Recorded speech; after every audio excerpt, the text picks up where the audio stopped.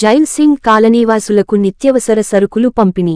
వరద బీభత్సంతో అతలాకుతలమైన jail Singh colony వాసులకు స్థానిక టిడిపి పెద్దకూరపాడు నియోజకవర్గం యువ నాయకుడు దండ నాగేంద్ర ఆధ్వర్యంలో నిత్యవసర సరుకులు ఏర్పాటు చేశారు. ఈ కార్యక్రమానికి ఎమ్మెల్యే భాష్యం ప్రవీణ్ హాజరై వరదకు ముంపైన జైల్ సింగ్ కాలనీవాసులకు బియ్యము, కందిపప్పు, పామాయిల్, కూరగాయలు తదితర నిత్యవసర వస్తువులను అందజేశారు. ఈ సందర్భంగా ఆయన మాట్లాడుతూ ప్రార్థించే పెదవుల కన్నా సాయం చేసే చేతులు మిన్న అని అన్నారు. తోటి వారు కష్టంలో ఉన్నప్పుడు స్పందించిన వాడే నిజమైన నాయకుడని, అలాంటి నేతలను మనం ఆదరించాలని, గౌరవించాలని కోరారు.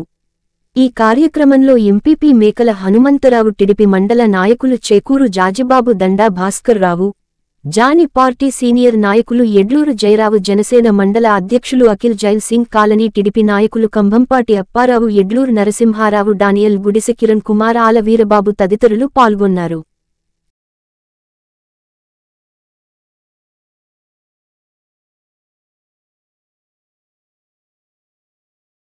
వచ్చే వర్షం వల్ల, వరద వల్ల ఈ ఇల్లులో నీళ్ళు వచ్చి మునిగిపోయి ఇబ్బందులు పడ్డ సందర్భం చూసాం. నేను 4 రోజుల క్రితం రావడం కూడా జరిగింది.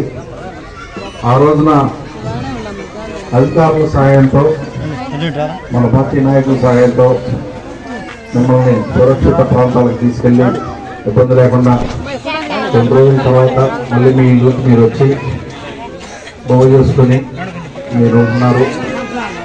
మీరు పడ్డ ఇబ్బందులు చూసి స్థానిక నాయకులు నాగేంద్ర గారు మంచి మనసుతోటి దాదాపు ఒక్కొక్కరికి 1500 రూపాయలు విలువ చేసే కిట్లని 25 కేజీలు బియ్యం కానీ, అట్లనే ఆనియన్స్ కానీ, కూరగాయలు కానీ, దాంట్లో నిత్యావసర వస్తువులన్నీ కిట్లాగా తయారు చేసి ఇవ్వడానికి, ఆయిల్ కానీ ఇట్లా నిత్యావసర వస్తువులన్నీ ఇవ్వడానికి ముందుకు రావటం నిజంగా వారికి అభినందనీయమని ఈ సందర్భంగా సభాముఖంగా వారిని అభినందిస్తున్నాను.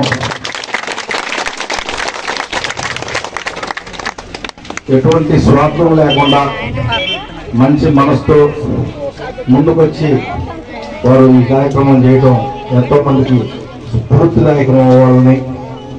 జనరల్గా రాజకీయాలు ఉంటే, ఏదైనా రేపు ఎలక్షన్ ఉంటే రాజకీయ నాయకులు డబ్బులు ఇవ్వడానికి కష్టం ఉంటారు.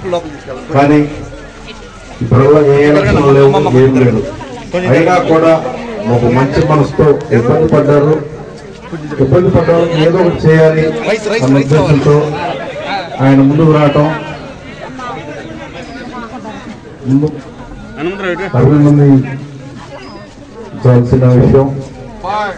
అట్లనే ఈ కార్యక్రమం దొరుకుతుందని తెలుసుకొని ఇక్కడికి వచ్చిన ధన్యవాదాలు తెలియజేసుకుంటూ, ఎమ్మెల్యే గారు ఉంటుంది ఈ సహాయం చేయడానికి మిమ్మల్ని నేను వాస్తవం ఏంటంటే ఇది అందరికీ తెలియాలని నేను గెలవలేదు.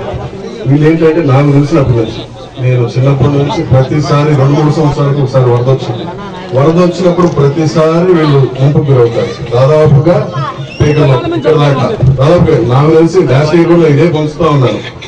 గత 2021లో పంచాను, మళ్ళీ ఇవాళ పంచుతాం. దీనికి ఏంటంటే శాశ్వత పరిష్కారం అనేది ఒకటి. వాస్తవం ఏంటంటే దీని వెనక పొలాలు ఉన్నాయి. ఆ నీళ్లు మొత్తం ఇటు కాలువ మీద పడతాయి. వాస్తవంగా అక్కడ వాళ్ళలాగా కట్టి పెద్ద కాలువ అటు వేస్తే పోలీస్ స్టేషన్కి వెళ్ళిపోతాయి. అదేవిధంగా దీని వెనక మన చెరువు ఉంటుంది, దగ్గర చెరువు. ఆ చెరువులో నీళ్లు ఫిల్ అయినప్పుడల్లా ఇక్కడ వాళ్ళ బాత్రూమ్స్ ఫిల్ అవుతాయి. వీళ్ళైతే ఉండే పరిస్థితి కాదండి. ఇక్కడ ఏంటంటే రోడ్లు డౌన్, ముందు ఏంటంటే కాలువ అనేది పూర్తి చేస్తే వీళ్ళు ఫ్రీగా ఉంటారు. ఎందుకంటే ప్రతిసారి వరద వచ్చినప్పుడు పాపం ఇదే పరిస్థితి. సరే, మనం ఇచ్చే సహాయం చాలా చిన్నది, కానీ అదొక్కటి చేసి పెడితే కనుక వీళ్ళు శాశ్వతంగా మన పేరు చెప్పుకుంటారు, మన పార్టీ పేరు అలా నిలబడుతుంది.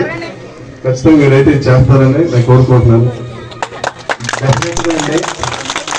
ఈ వర్షం తగ్గగానే దాని మీద దృష్టి పెట్టి ఇమీడియట్లీ మీద అది చేయించిన బాధ్యత